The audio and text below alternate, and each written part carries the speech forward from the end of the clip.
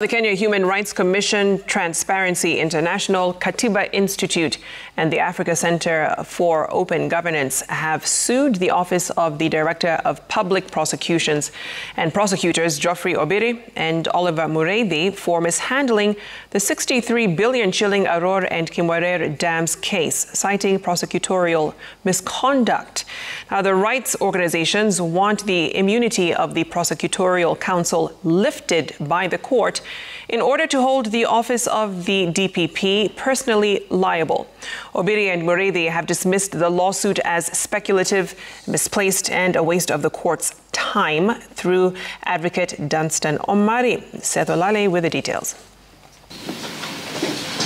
In the petition, the human rights organizations want the court to lift the immunity of the Prosecutorial Council and hold the two prosecutors personally liable should former Treasury Cabinet Secretary Henry Rotich and 8 co-defendants pursue damages from the public purse for malicious prosecution.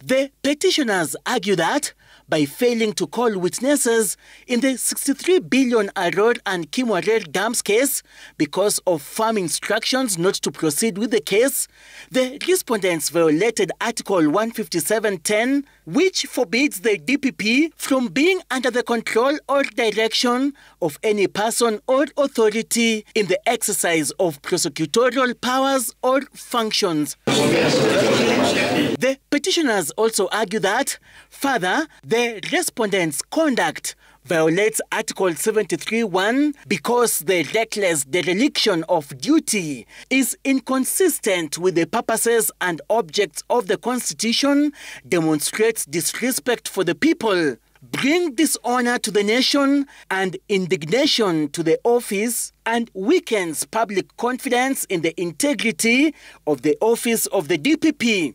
There's a finding by the trial court that the prosecution refused to call witnesses.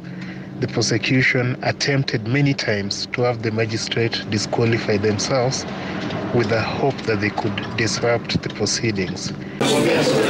The petition also seeks to prevent the Office of the Director of Public Prosecutions from using public funds to pay for damages should Rotich or other acquitted individuals win cases for wrongful prosecution.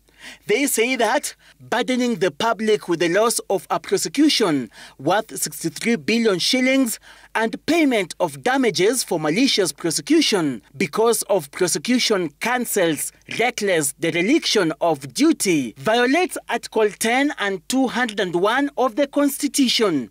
Article 10 demands good governance, while Article 201 public money must be used in a prudent and responsible way. If the public is allowed to suffer a second loss by paying the damages for malicious prosecution, then that would be a double jeopardy to the public.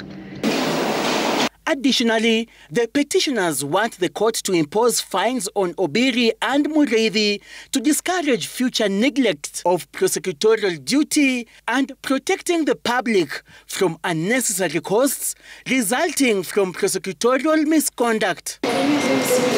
But in a quick rejoinder, Obiri and Mureithi have dismissed the petition as speculative, misplaced, and a waste of the court's time. The only grounds for removal or disciplinary action against the Director of Public Prosecution is in Article 158. Let them file a petition to the Public Service Commission for removal of the Director of Public Prosecution. So that petition collapses on that spot. Former Treasury Cabinet Secretary Henry Rotich and 8 co-defendants in the Arror and Kimwarer dams case were acquitted by an anti-corruption court on the 14th of December 2023 in what the court described as a prosecution-assisted acquittal. I find that there is need to check the unfortunate and reckless habit of the ODPP commencing proceedings which they have no intention of pursuing to its logical conclusion. The prosecution did not lead 41 of its 49 witnesses in evidence. The human rights group behind the petition want the matter certified as urgent. If admitted by the court, the Arror and Kimwarer dam case will be among key criminal cases highlighting 2024 at the judiciary. Seth Olale, Citizen TV, Milimani Law Courts.